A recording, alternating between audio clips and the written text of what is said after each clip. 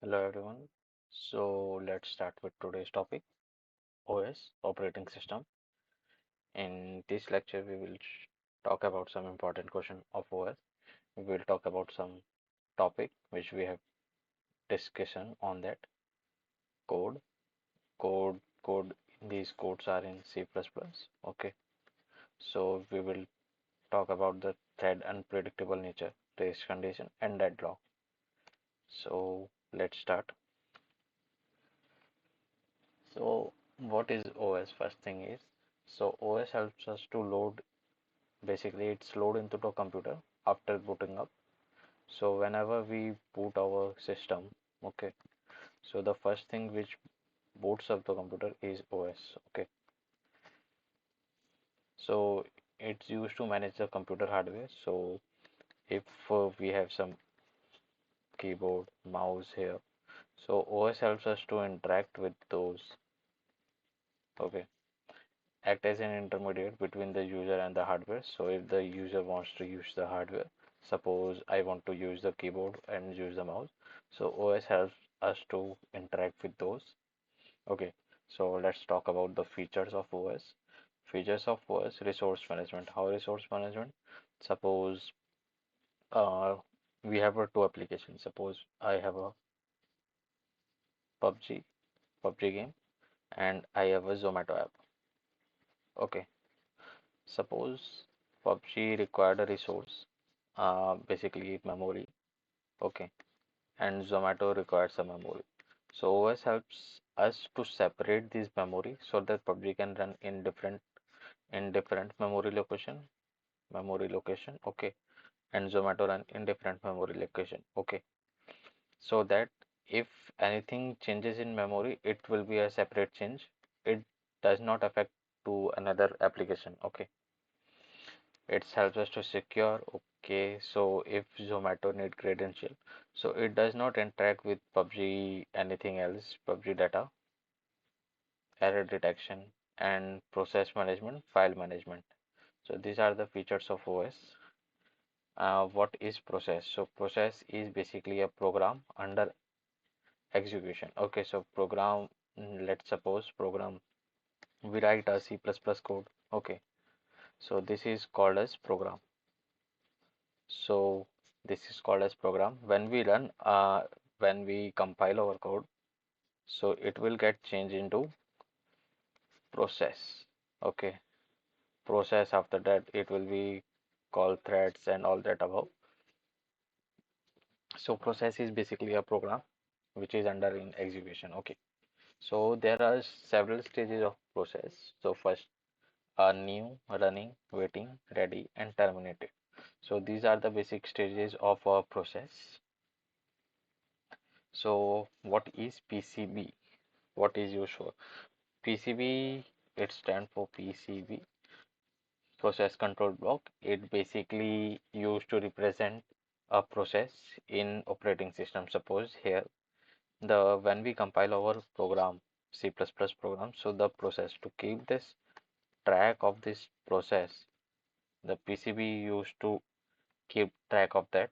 Okay, so it contain the file specific information just like process state, program counter, CPU scheduling algorithm, which scheduling algorithm is working on that process, memory management, and CPU registered. Okay, so let's talk about context switching. Context switching is basically CPU switching to another process. Okay, so when there are two processes running, process 1, process 2, and if a CPU, this is our CPU. Okay, this is our CPU 1. So if the program is running, P1 is running on CPU 1, if the process 2, let's suppose, let me correct it. If process 2 wants to run on this CPU 1, the uh, program 1 which save the state, and program 2 loads into the CPU. Okay, so this is basically called context switching when program 1 is switching to when program 1 is running on and it switches its state to save state, and uh, program P2 loads into the CPU1. So required performing a save state on the current process and state reload on the different process. What is thread in OS? Threads are lightweight process. Okay, process that can contain multiple thread. Okay, so this is what we call process. We can create multiple thread T1, thread T2, thread T3. Okay, so we will see later on along with the code explanation of it. Okay, multiple threading. It's divide process into multiple thread just like this. Okay, these are multiple threads. Example, let's talk about an example. MS Word on thread takes care in input output and other take cares of formatting. So just we are working on a Microsoft Word. Okay, MS Word. Suppose I want to write something. Just suppose AMAN. Okay, um, a man. Okay, so if I want to write, one thread is working on input output. One thread is checking whether the input grammar is corrected or not. One thread is working on alignment, whether the words is aligned. Okay, so these are multiple threads. These are the example of multiple threading. So type of threads. Let's talk about a user level thread and kernel level thread. So what are these? It is implemented by the users. So user level threads are implemented by users, just like this program. If in C++ we create multiple threads, so these are the user level thread. Okay, in kernel level thread, it is implemented by OS. Okay, OS not recognize user level thread. Okay, so basically OS is not recognized user level thread. Kernel level thread recognized by OS. So this is the important part. OS does not recognize the user level thread, while kernel level thread is recognized by the. It is easy to implement. We can also see in C++ code later on. Okay, so it is harder to implement. Context switching is less, context switching is more. Okay, so this is the basic difference in user level thread and kernel level thread. Let's talk about benefit and advantages of context switching. So minimum, basically, what we can say, yeah, threads. So minimum context switching, efficient communication, and allow utilization of multiprocess architecture. These are the some benefits of thread. So process scheduling. What is process scheduling? Process scheduling is basically a scheduling of process of CPU on the basis of priority, accessibility of the resources, and other criteria. So basically, what is the objective of the process scheduling algorithm? So it is make to system fast, maximize throughput. Throughput is basically we can say basically output per unit of time. Okay, how much means CPU can how many takes input and process it to the output. Okay, so this is called throughput, output per unit of a time. Okay, increasing the output. Okay, maximize the number of users. Okay, so these are the some objective of the. Now scheduler is basically Mentas is to schedule the job to the system. Okay, types of scheduler, there are three types of schedule. Okay, three types of scheduler: long term, short term, mid term. So let's talk about job schedule, CPU scheduling, and process scheduling. So long term is responsible for job scheduling. Short term scheduler is responsible for CPU scheduling, and medium term is process scheduling. Speed is lesser in long term. Speed is lesser than the short term, and speed is faster. Speed is between short term and long term. So basically, if we can draw, this is a long term scheduler. So this is slower on the range of 0 to 1. Okay, 0 to 1. This is long term, it is faster than, and medium term scheduler is here is between. This is medium term, this is short term, this is what we call speed in term of processing. Okay. Set processor from pool and load into the main memory. What is the basically its job is to load load main memory from pool to main memory. Okay, load basically pages or what we can say processes from pool to main memory. Select those processes which are ready to execute or reintroduce the process into the main memory and executes just like what we can say context switching. Okay, so this is it's about.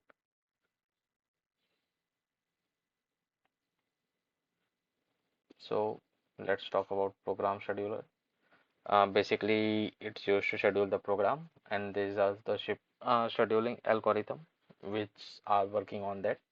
So first is first come first serve, short term schedule first, priority scheduling, short remaining time, round robin, and these are the multiple scheduling algorithm. First come first serve, basically whenever a job is submitted to a scheduler, so on the basis of first come first serve, the first job will be give the CPU first. Okay, so the second job will give the CPU second. So it's like so in multiple queue scheduling, we have preemptive and non-preemptive. So what does it mean? Preemptive scheduling means scheduling which take place when a process switches from which running state to ready state. Okay, and what is waiting state to ready state? While in non-preemptive scheduling, the CPU basically CPU switches from ready state to waiting state. Basically the reverse of this. Okay, ready state to terminate state. Okay, not a reverse. Basically, what we can say scheduling basically is changing the state of the process. Okay, next is what are the scheduling criteria? So there are approximately seven. Yeah, seven scheduling criteria. So let's talk about one by one. The first is CPU utilization. Keep the CPU busy as possible. Okay, suppose let's say we have a CPU, CPU1. Suppose one process comes. This is a process one, P1, and this is a so it's working on CPU, and for the some time it goes for input output. Okay, input output management. After that it will rejoin the CPU. So this time is basically when the CPU is free or not busy or not busy. So to reduce this time, so CPU is not busy. So we have CPU for this I have a criteria. CPU utilization, keep the CPU busy as possible. Okay. Now throughput. Throughput is the number of process that can be executed per unit of time, per time unit. Okay. So basically there are the number of the process which we completed, so we call this the throughput. Turnaround time is basically amount of time to spend by the process. Let me do something here. It is not visible, I think. uh,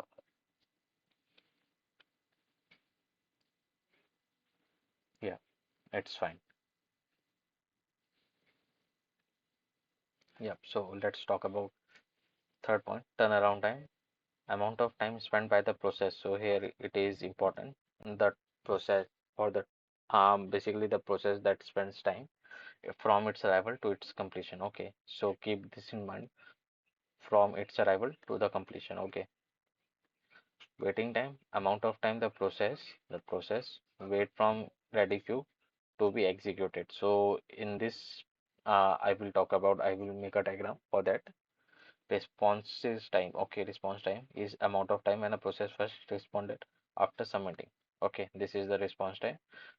Let's talk about burst time, time required by the CPU. Here it's the important burst time. What is the CPU required time to execute the whole process? Okay, so let's talk about the arrival time, time at which process arrive in the ready queue. So when the process is before the waiting time, when waits in the ready queue, it's basically called the arrival time before the waiting time. Okay, this is called the arrival time. So let's make a small diagram for that. Turnaround time is basically the process. Let's suppose we have a timeline. Okay, this is the timeline. So suppose this is the turnaround time. This total is turnaround timeline. turnaround time. Okay, so this total is my turnaround time. Let's make a waiting time in this. So waiting time will be, let's suppose this will be my waiting time. This is the total time uh, mentioned already. This is my waiting time. Okay, so in this we have a burst time where we basically call time required by the CPU to execute the whole process. Arrival time is this one. When a process is basically arrived at the ready queue. Okay, so this is what we call as ready queue. Okay, so to ready queue to execute it, what we call ready queue to execute it, what we call waiting time. Okay, so this is a little short diagram. Let's talk about turnaround time is completion minus arrival. Okay, so waiting time is basically turnaround time minus burst time. So we will talk about this process का time start to execute होने तक. Okay, starting से execute होने तक and the CPU time, CPU कितना देर में execute करेगा. Okay, so this is called this is the criteria, scheduling criteria for that. Let's talk about IPC, inter-process communication. Okay, this is important in terms of interview, so let's talk about this.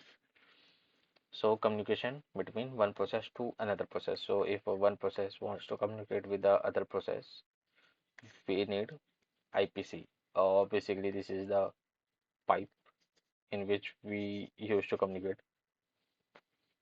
So let's talk about, yeah, here it is, pipe. Communication between two related process in a mode of half duplex, full duplex. Half duplex means at a one time, one process can send the information. Okay, one process can send the information at one time, and the second time it can receive the information. Okay, simple. P1 receiving the information from P2. Okay, in what we call full duplex mode, P1 and P2 both can share and receive at the same time. This is called half duplex and full duplex mode. Okay, so FIFO, communication between two unrelated process. FIFO is basically a full duplex mode. Message queue is basically communicating between two or more processes in full duplex mode. So they use message queue to post and retrieve. So every process having their own message queue to keep track of what message we have to send. Okay, so this is called message queue. Shared memory, communication between two or more processes is achieved through a shared memory. So they along with have shared memory. Okay, so let's talk about signal mechanisms to communicate between multiple process, the way of signaling. Okay, so this is when one process wants to communicate with second process, it we have to send a signal some, so that signal is called signal. Okay, now we will talk about semaphore. Semaphore is basically used for synchronizing access to a multiple process. When one process needs memory, it should be locked and not be released until the process has been removed. So what does it means? Suppose I am working on a process one working on a CPU. Okay, CPU1, it's working. Okay, so process one needs a memory. So let's suppose, let me draw with a different pen. So yeah, this is my memory. Okay, MEM. Okay, ma'am. So process one needs the memory. So this will be my memory locked by the process one. Same suppose some on another CPU, CPU2. Okay, so there is a process P2. Okay, so it's also working on process. Okay, so if process 2 wants to access this memory, it does not accessible because process 1 is using it and it will be locked until the process 1 done done with this memory location. Okay, when it releases this memory, when it releases this memory, yeah, let me do some changes. Just a minute.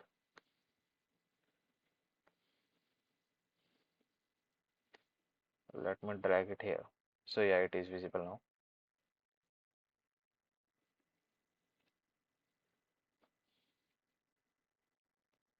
So yeah, let's say uh, here it goes. Just a minute.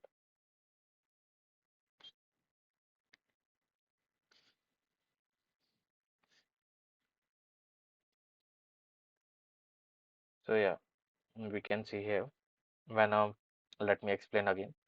If a process P1 wants working on a CPU 1, okay, so it will reserve a memory location. This is our memory here. This is our memory. So we can say it will reserve the memory, okay, memory access, and it will lock meantime. It will work upon that. Okay, so suppose here P2 wants to basically wants to access the memory. So it does not allow accessing the memories. Okay, until P1 will release it. Okay, so this is how semaphore works. So let's talk about, yeah. So let's talk about what is the basically it is a simple variable, non-negative value shared between threads. Okay, so the variable is used to solve the critical section problem. This is important. Used to achieve process synchronization. Okay, so let me talk about deadlock. So what is deadlock? It is a situation when when a set of resources are blocked. So what does it means? Suppose what we can say, there is a process one, and this is a process two.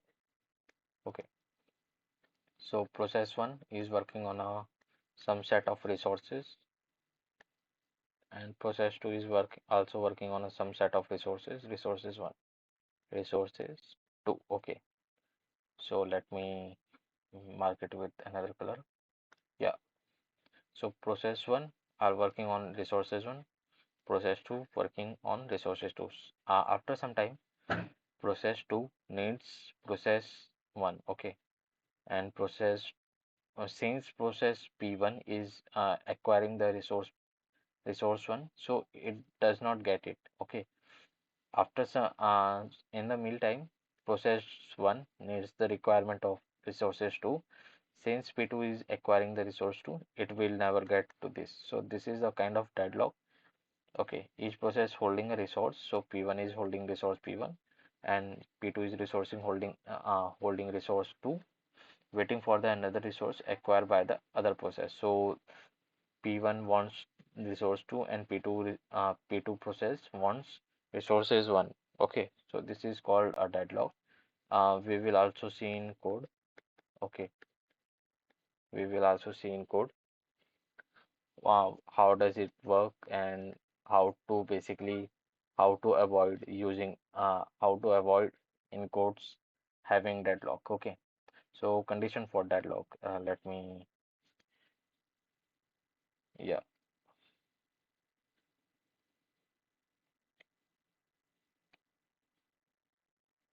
yeah. The conditions of deadlock. Okay, so there are multiple conditions. Mutual exclusion. One or more than one process are non-shareable. Okay, hold and waiting. A process is hold at least one resources and wait for the another resource. Okay, so one process. Let me change it. So process P1 is only hold resource one. Okay, it does not acquire two resources two. Okay, so this is what hold and wait says. Hold at least one resource and wait for the another resource.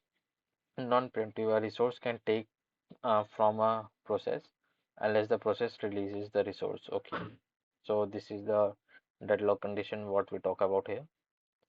Circular waiting, a set of processes are waiting for each other in a circular form. So it's simple. So deadlock prevention, what is deadlock prevention? System check each transaction before it executes to make sure it does not lead to a deadlock. Okay, so this is how we can prevent the deadlock. So Next stage is how can we detect a deadlock? So detecting undetected by resources scheduler, okay, as it track all the resources that are allocated from the different process. So how to so basically there is an algorithm called Banker's algorithm, okay, to avoid deadlock, okay, deadlock avoidance algorithm. So what does it do? It resource allocation and deadlock avoidance algorithm, okay. Let me, yeah. Okay, so basically simulates the allocation for predicting maximum possible amount of all resources. Okay, so basically it's follow as state to check the test for the possible activities before deciding whether the allocation is allocated to continue. So there are multiple in Bedrock, there are multiple processes. So whether it will first we check how many memory it's required, another if we can allocate, so there are multiple checks in Bankel's algorithm so that deadlock we can avoid deadlock. Okay, so let's talk about some question. So what why OS? OS is essential. These are the some interview question. Okay, these are some interview question. Okay, so to the points of interview, it is important. Why OS? So essential and important part of a computer, communicates with the hardware, act like the basically interact between computer software. Okay, what is the main purpose of OS? Main purpose of OS is to execute user process and make it easier to use, manage computer memory, process, operation. Okay, for the hardware and software. So what are the types of OS? And there are batch, multiple process, time sharing, distributive OS, real-time OS, multiple tasking, multiple processing. So these are the basically some example along it. So real-time OS is ATS and PSOS. So real-time OS we can say pacemaker. Pacemaker is an example, and ATC. Okay. Multiple processing is Windows, which we are working on, which we usually work on Windows, Mac OS. Okay. So benefit of multi-process system. Okay. So what are the benefits of multiple process system? So two or more CPU, basically what is multi, two or more CPU sharing single memory. Okay. So improve performance, improve the number of process, a great number of tasks can be completed in a unit time. Okay.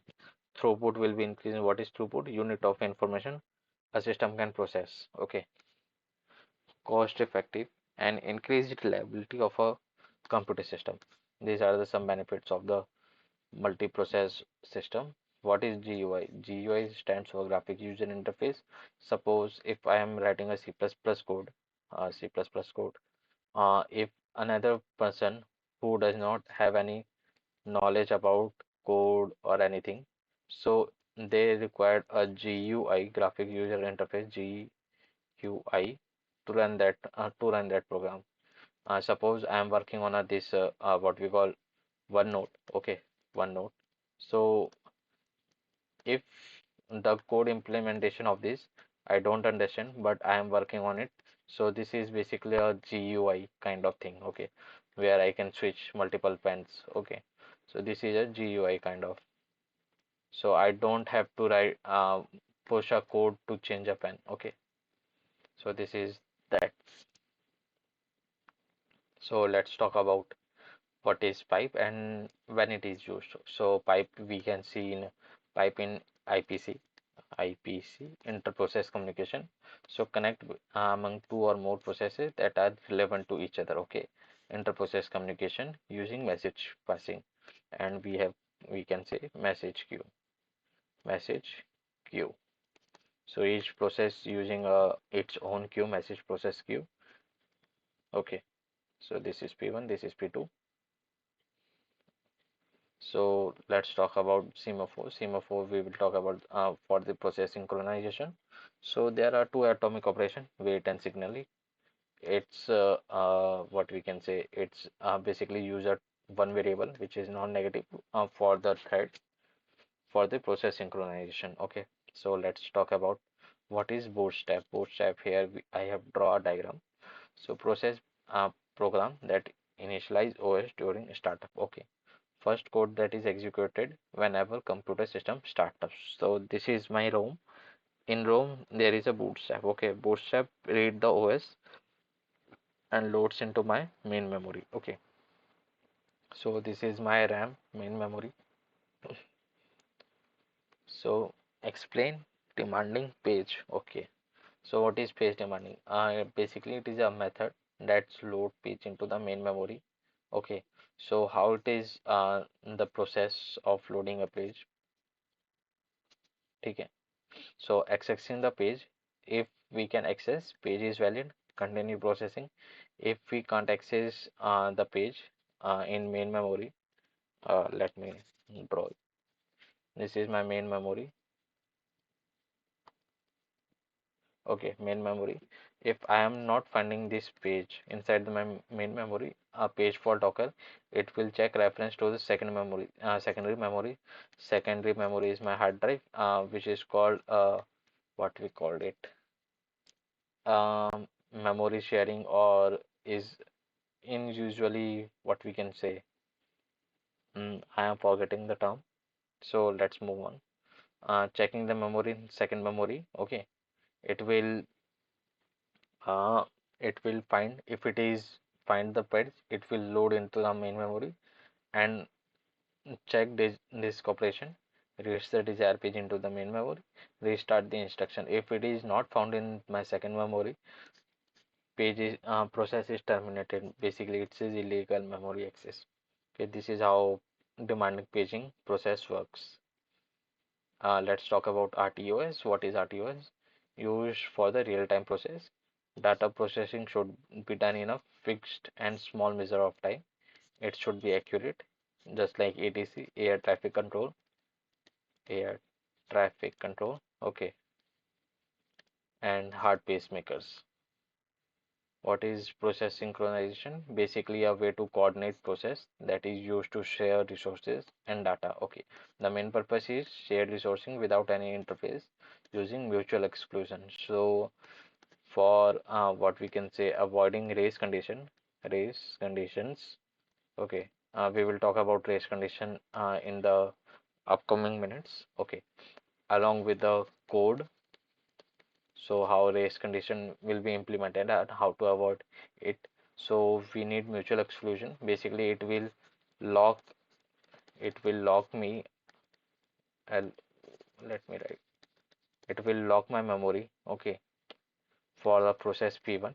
Until the process P1 is done, it will unlock it again. Okay,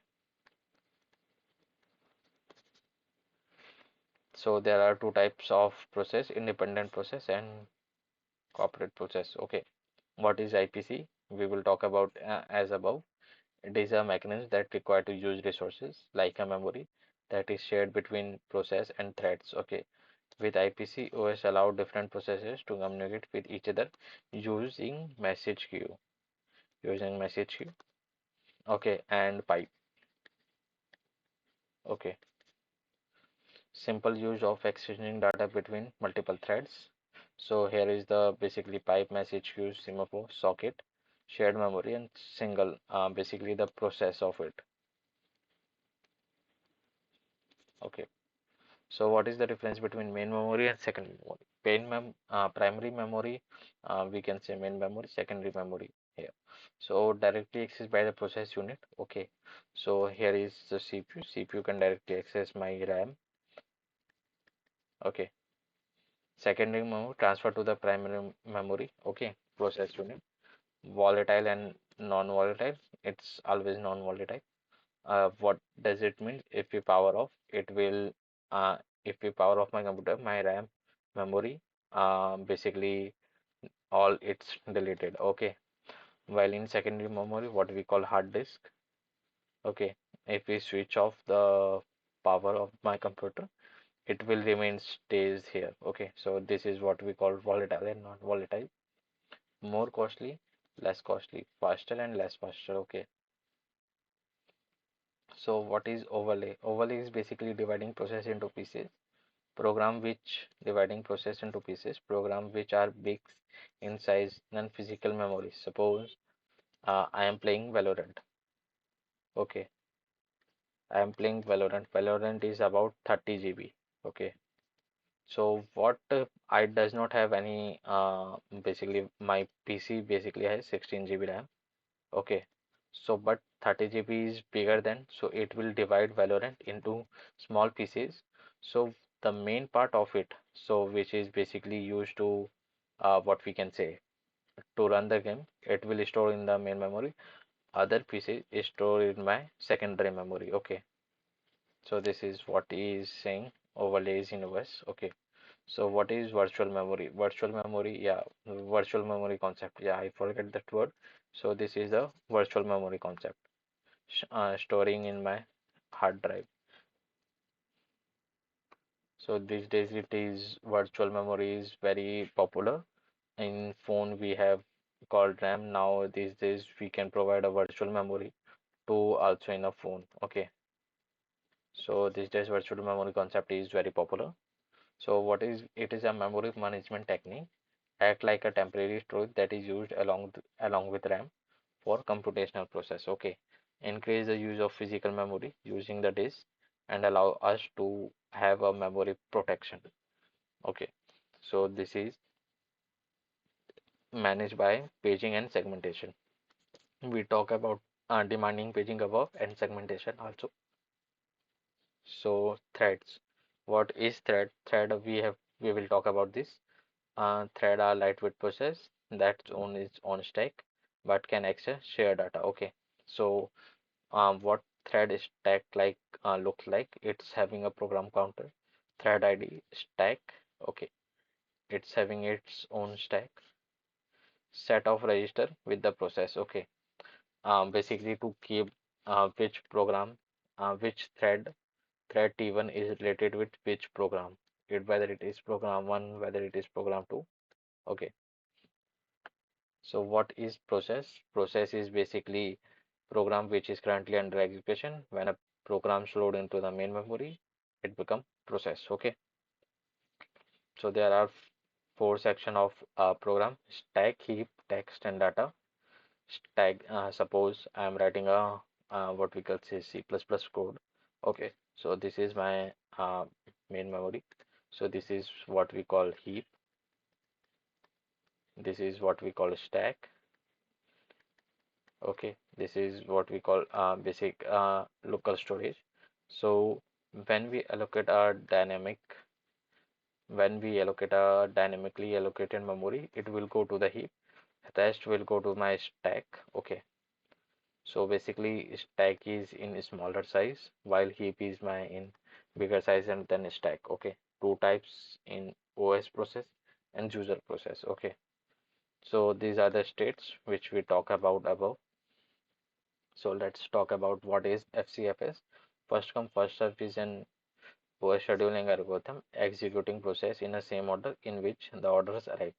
It is a non-preemptive and cause starvation. Starvation means what we call. Suppose this is a process P1, this is process P2, and both needs a CPU 1. Okay, so process P1 takes time and it takes time about 30 minutes. So process 1 had what we called a back loop. So due to this back loop, it will run to the infinity times on the process 1, while P2 still does not get the resources to execute. Okay, so this is called P2 is starving. Okay, for this we have a aging factor. Okay, we will discuss it below. So what is ray tracing? It is a function where various clients can use shared a single copy process during a single program. Okay, so scheduling algorithm and its time we will talk. We will already talk it above. So let's move on. What is paging and segmentation? Yeah, paging is basically a memory management technique where retrieves process from secondary storage into the main memory. Uh, Non-contiguous allocation, which is an internal fragmentation, and divide each process into the form of pages. Segmentation is different from paging. It's divide process into the module and parts of the different size. It is basically a external fragmentation. Okay, so let's move on.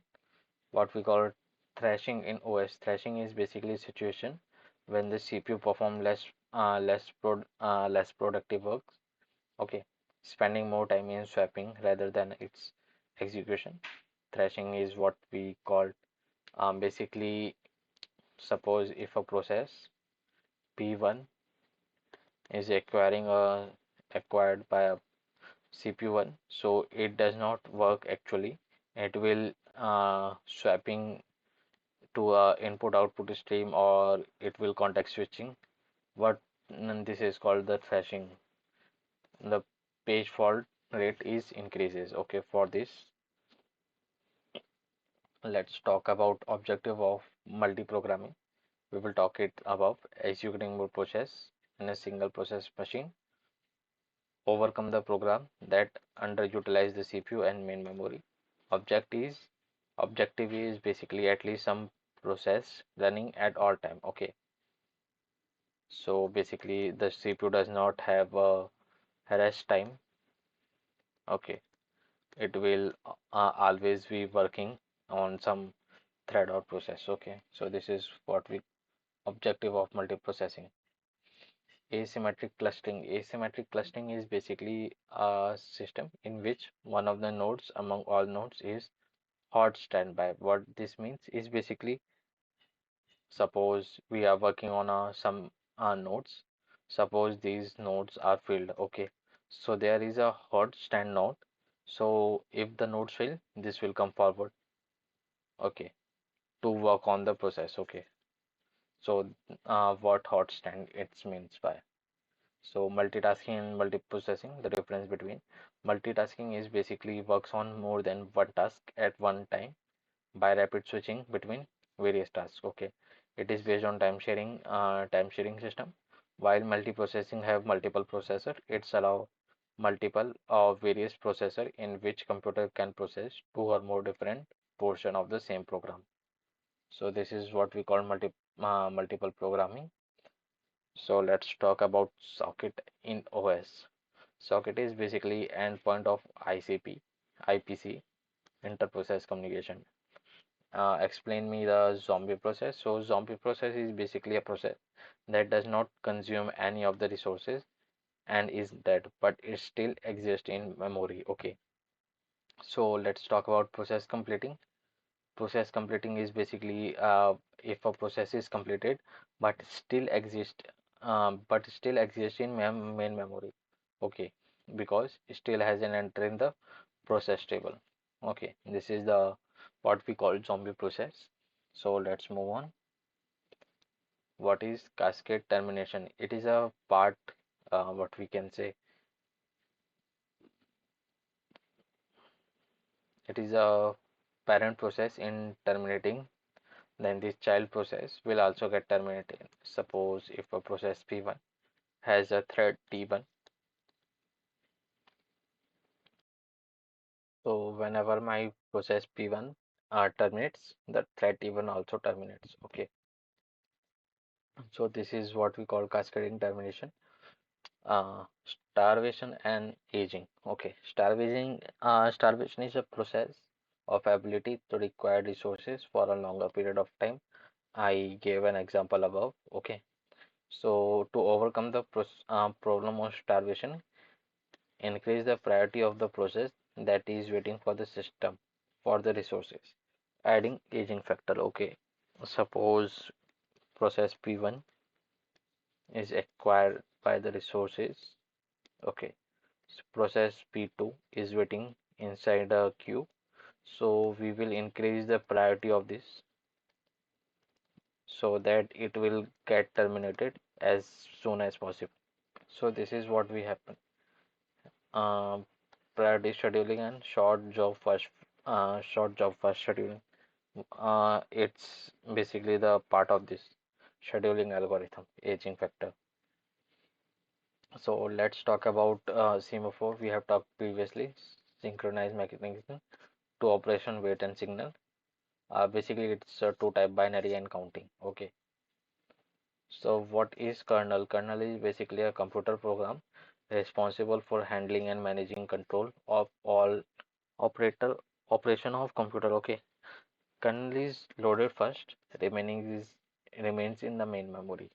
Features of kernel is basically responsible for managing all the computer resources, manages RAM memory, scheduling the work. Okay, types of kernel, there are five types of kernel: monolithic, micro, hybrid, nano, and exokernel.